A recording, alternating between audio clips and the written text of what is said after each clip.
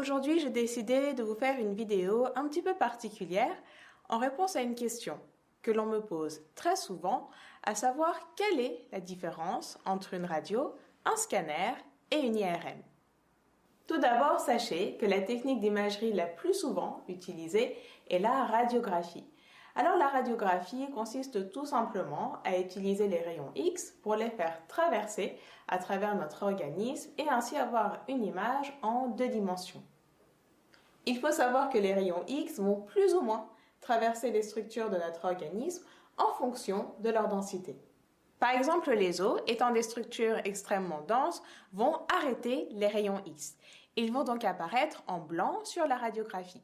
Tandis que les muscles, étant moins denses, vont se laisser transpercer par ces rayons X. Ils apparaîtront donc en plus foncé sur la radio. Il peut être suggéré aux patients de prendre des produits de contraste à base d'iode afin d'améliorer la visibilité de la structure à étudier.